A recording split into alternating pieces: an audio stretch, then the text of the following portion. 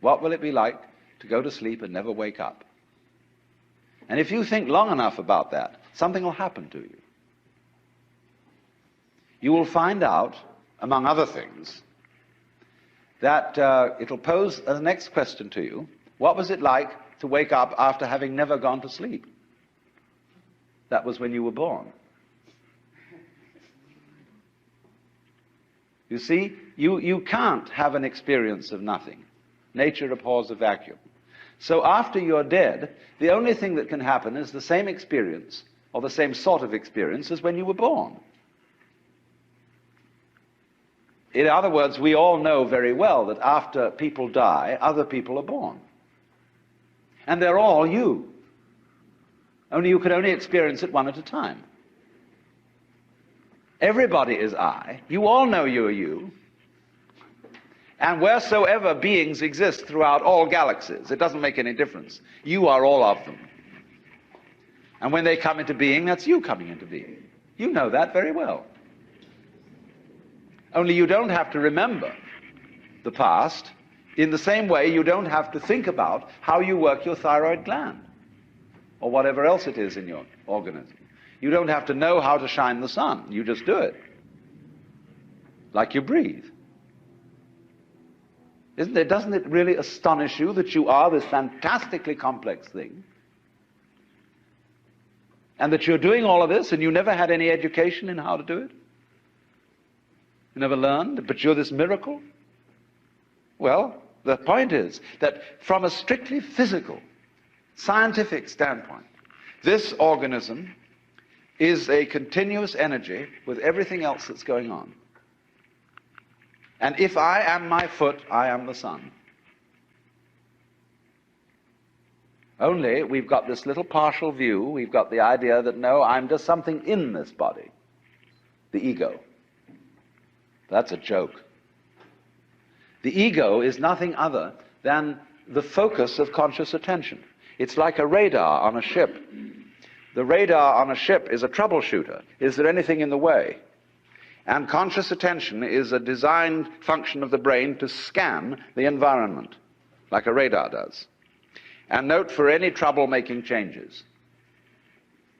But if you identify yourself with your troubleshooter, then naturally you define yourself as being in a perpetual state of anxiety. And the moment we cease to identify with the ego and become aware that we are the whole organism, you realize as the first thing how harmonious it all is. Because your organism is a miracle of harmony. All this thing functioning together. Even those corpuscles and creatures that are fighting each other in the bloodstream and eating each other up. If they weren't doing that, you wouldn't be healthy. So what is discord at one level of your being is harmony at a higher level. And you begin to realize that, and you begin to be aware too that the discords of your life and the discords of people's life, which are a fight at one level, at a higher level of the universe, are healthy and harmonious.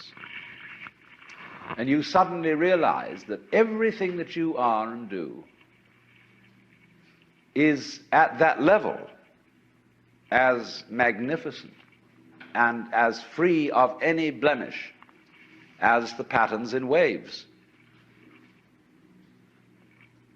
the markings in marble, the way a cat moves, and that this world is really okay and can't be anything else, because otherwise it couldn't exist. But the reality underneath physical existence, or which really is physical existence, because in my philosophy there's no difference between the physical and the spiritual. These are absolutely out-of-date categories. It's all process. It isn't stuff on the one hand and form on the other. It is pattern. Life is pattern. It is a dance of energy. So I will never invoke spooky knowledge. That is to say that I've had a private revelation or that I have sensory vibrations going on a plane which you don't have. Everything is standing right out in the open. It's just a question of how you look at it. So you do discover, when you realize this, the most extraordinary thing. to me that I never cease to be flabbergasted at whenever it happens to me. Some people will use a symbolism of the relationship of God to the universe, wherein God is, say, brilliant light, only somehow veiled, hiding underneath all these forms that you see as you look around you. So far, so good. But the truth is funnier than that. It is that you are looking right at the brilliant light now, that the experience you are having, which you call ordinary everyday consciousness, pretending you're not it, that experience is exactly the same thing as it. There's no difference at all. And when you find that out, you laugh yourself silly. That's the great discovery. In other words, when you really start to see things, and you look at an old paper cup, and you go into the nature of what it is to see, what vision is, or what smell is, or what touch is, you realize that that vision of the paper cup is the brilliant light of the cosmos. Nothing could be brighter. 10,000 suns couldn't be brighter. Only they're hidden in the sense that all the points of the infinite light are so tiny when you see them in the cup. They don't blow your eyes out. But it is actually, see, the source of all light is in the eye. If there were no eyes in this world, the sun would not be light. You evoke light out of the universe. In the same way, you, by virtue of having a soft skin, evoke hardness out of wood. Wood is only hard in relation to a soft skin. It's your eardrum that evokes noise out of the air.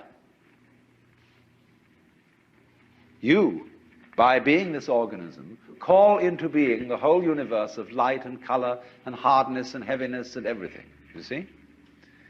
But in the mythology that we've sold ourselves on during the end of the 19th century, when people discovered how big the universe was, and that we live on a little planet in a solar system on the edge of a galaxy, which is a minor galaxy, everybody thought, we're really unimportant after all. God isn't there and doesn't love us, and nature doesn't give a damn. And we put ourselves down, you see? But actually, it's this little funny microbe, tiny thing, crawling on this little planet that's way out somewhere, who has the ingenuity, by nature of this magnificent organic structure, to evoke the whole universe out of what would otherwise be mere quanta. There's jazz going on. But you see, this little ingenious organism is not merely some stranger in this. This little organism on this little planet is what the whole show is growing there, and so realizing its own presence. Well, now here's the problem. If this is the state of affairs, which is so, and if the consciousness state you're in at this moment is the same thing as what we might call the divine state, if you do anything to make it different, it shows you don't understand that it's so. So the moment you start practicing yoga, or praying, or meditating, or indulging in some sort of spiritual cultivation, you are getting in your own way.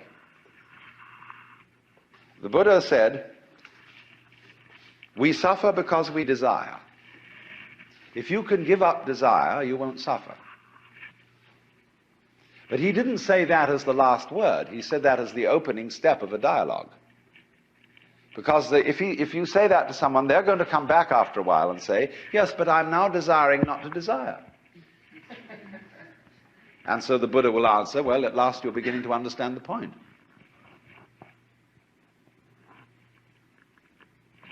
Because you can't give up desire. Why would you try to do that? It's already desire. So in the same way, you say, you ought to be unselfish, or to give up your ego. Let go, relax. Why do you want to do that? Just because it's another way of beating the game, isn't it? But the moment you see you hypothesize that you are different from the universe, you want to get one up on it. But if you try to get one up on the universe, and you're in competition with it, it means you don't understand you are it. You think there's a real difference between self and other. But self, what you call yourself and what you call other, are mutually necessary to each other, like back and front. They're really one. But just as a magnet polarizes itself in north and south, but it's all one magnet, so experience polarizes itself as self and other, but it's all one. So if you try to make the North Pole get the mastery of it, or the South Pole get the mastery of the North Pole, you show you don't know what's going on. A guru or teacher who wants to get this across to somebody, because he knows it himself, and when you know it, you know, you like others to see it too. So what he does is he gets you into being ridiculous harder and more assiduously than usual. In other words, if you are in a contest with the universe, he's going to stir up that contest until it becomes ridiculous. And so he sets you such tasks as saying, now of course, in order to be a true person, you must give up yourself. Be unselfish. So the Lord steps down out of heaven and says, the first and great commandment is, thou shalt love the Lord thy God. You must love me. Well, that's a double bind. You can't love on purpose. You can't be sincere purposely. It's like trying not to think of a green elephant while taking medicine.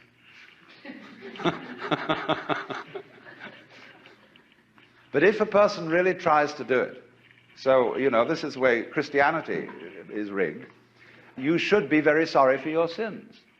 And though everybody knows they're not, but they think they ought to be, and so they go around trying to be penitent, or trying to be humble. And they know the more assiduously they practice it, the phonier and phonier the whole thing gets. And so in this way, it's what it's called the technique of reductio ad absurdum. If you think you have a problem, you see, and that you're an ego and that you're in difficulty, the answer that the Zen master makes to you is, show me your ego. I want to see this thing that has a problem. When Bodhidharma, the legendary founder of Zen, came to China, a disciple came to him and said, I have no peace of mind. Please pacify my mind. And Bodhidharma said, bring out your mind here before me and I'll pacify it.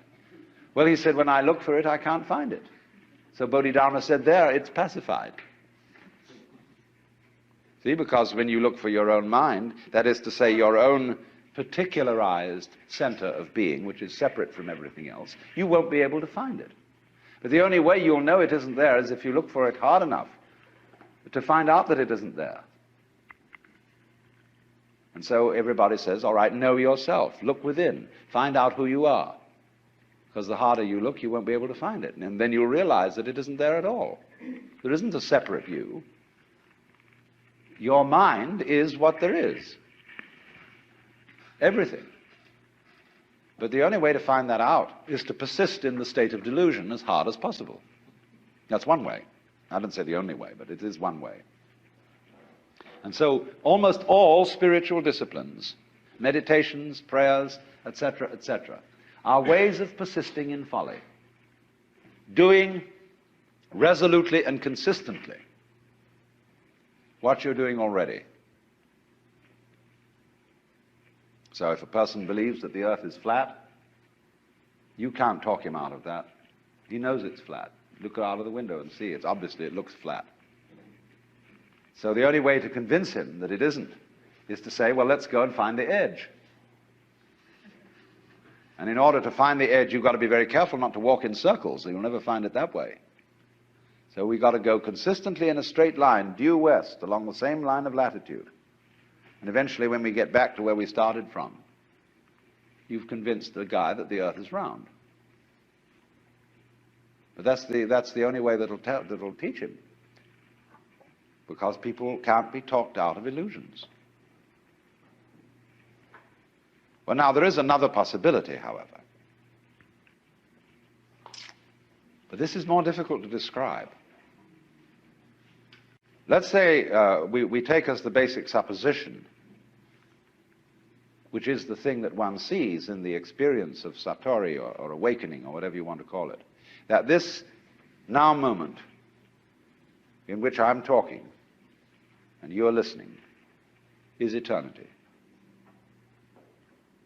That although we have somehow conned ourselves into the notion that this moment is rather ordinary and that we may not feel very well and that we're sort of vaguely frustrated and worried and so on, and that it ought to be changed. This is it. So you don't need to do anything at all. But the difficulty about explaining that is that you mustn't try not to do anything, because that's doing something. And how to explain that? Because there's nothing to explain. It is the way it is now, you see. And if you understand that, it will automatically wake you up. That's why Zen teachers use shock treatment to sometimes why they hit people or shout at them or create a sudden surprise. Because it is that jolt that suddenly brings you here. See, there's no road to here, because you're already there. And if you ask me, how am I going to get here?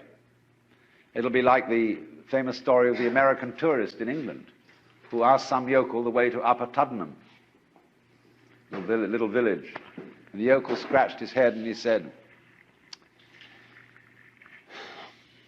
"Well, sir, I do know where it is, but if I were you, I wouldn't start from here."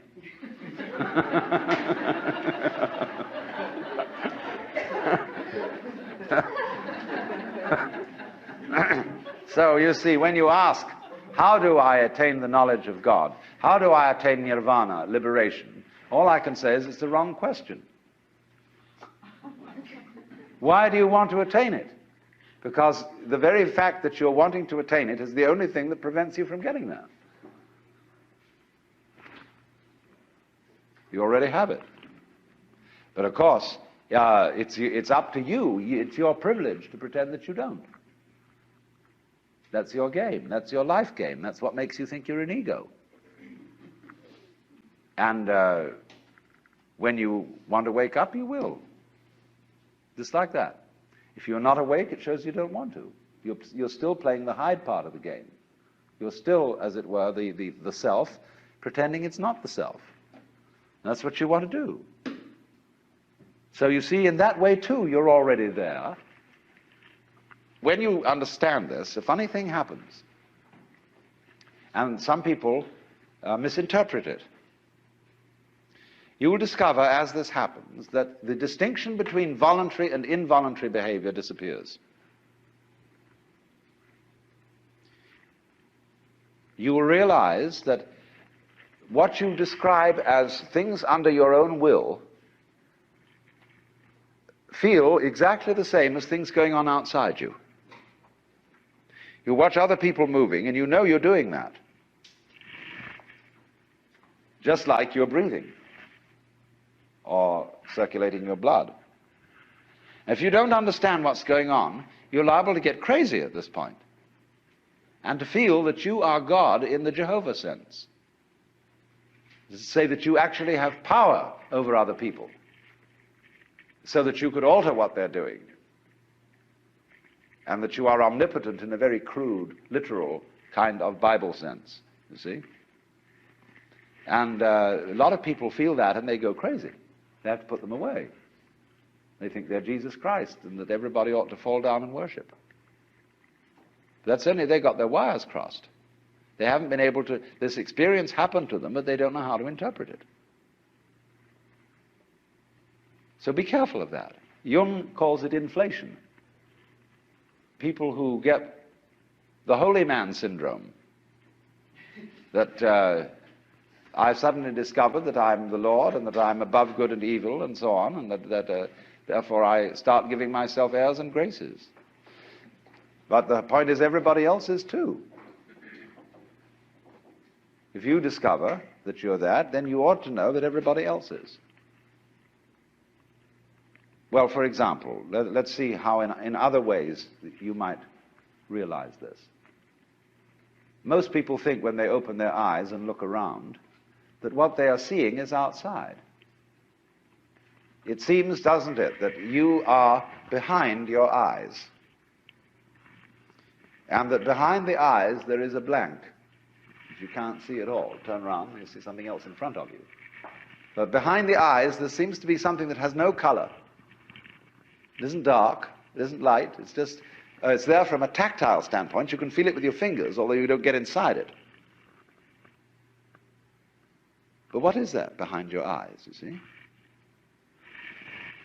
Well, actually, when you look out there and see all these people and things sitting around, that's how it feels inside your head. The color of this room is back here in the nervous system, where the optical nerves are at the back of the head. It's in there. It's what you're experiencing. What you see out here is a neurological experience. Now, if that hits you, and you feel sensuously that that's so, you may think that then therefore, the external world is all inside my skull.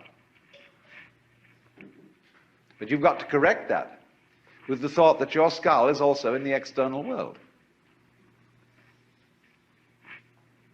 So you suddenly begin to feel, well, wow, what a kind of a situation is this? It's inside me, and I'm inside it, and it's inside me, and I'm inside it. But that's the way it is. This is what you could call transaction, rather than interaction, between the individual and the world. Just like, for example, in buying and selling, there cannot be an act of buying unless there's simultaneously an act of selling, and vice versa. So the relationship between the organism and the environment is transactional. The environment grows the organism, and in turn the organism creates the environment. The organism turns the sun into light, but it requires there to be an environment containing a sun for there to be an organism at all. And the answer to it is simply, they're all one process. And it isn't that organisms by chance came into this world. Put it rather that this world is the sort of environment which grows organisms. It was that way from the beginning. Just in the same way, the organisms may, in time, have arrived in the scene or out of the scene later than the beginning of the scene.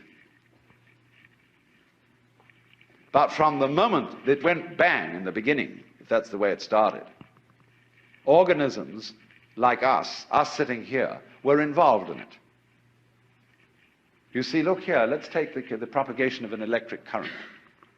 I can have an electric current running through a wire that goes all the way around the Earth. And here we have our power source, and here we have a switch. All right. Here's the positive pole. Here's the negative pole. Now, before that switch closes, the current doesn't exactly behave like water in a pipe. There isn't current here waiting to jump the gap as soon as the switch is closed. The current doesn't even start until the switch is closed from the positive pole. It never starts unless the point of arrival is there. Now, it'll take an interval for that current to get going and circuit if it's going all the way around the Earth. It's a long run. But the finishing point has to be closed before it will even start from the beginning. In a similar way, although in the development of any physical system, there may be billions of years between the creation of the most primitive form of energy, and then the arrival of intelligent life. That in billions of years is just the same thing as the trip of the current round the wire. It takes a little time. But it's already implied. It takes time for an acorn to turn into an oak. But the oak is already implied in the acorn. And so in any lump of rock floating about in space, there is implicit human intelligence. Sometime, somehow, somewhere. They all go together. So don't differentiate yourself and stand off against this and say, I am a living organism in a world made of a lot of dead junk, rocks and stuff. It all goes together. Those rocks are just as much you as your fingernails. You need rocks. What are you going to stand on? What I think, awakening really involves is a re-examination of our common sense. We've got all sorts of ideas built into us which seem unquestioned, obvious,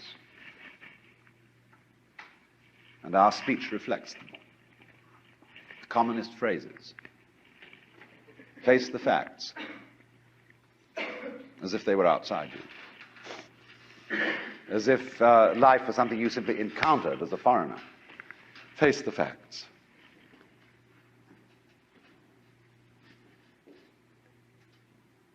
Our common sense has been rigged, you see, so that we feel strangers and aliens in this world, and this is terribly plausible, simply because it's what we're used to. That's the only reason. But when you really start questioning this, say, is that the way I have to assume life is? I know everybody does, but does that make it true? It doesn't necessarily. It ain't necessarily so. And so then as you question this basic assumption that underlies our culture, you find you get a new kind of common sense. It becomes absolutely obvious to you that you are continuous with the universe. For example, people used to believe that the people who lived in the Antipodes would fall off. And that was scary. But then when somebody sailed around the world, and we all got used to it, and now we travel around in jet planes and everything, we have no problem about feeling that the Earth is globular. None whatever. We got used to it. So in the same way, Einstein's relativity theories, the curvature of the propagation of light, that began to bother people when Einstein started talking like that. But now we're all used to it. Well, in a few years, it will be a matter of common sense to very many people that they're one with the universe. It'll be so simple. And then maybe, if that happens, we shall be in a position to handle our technology with more sense. With love instead of with hate for our environment.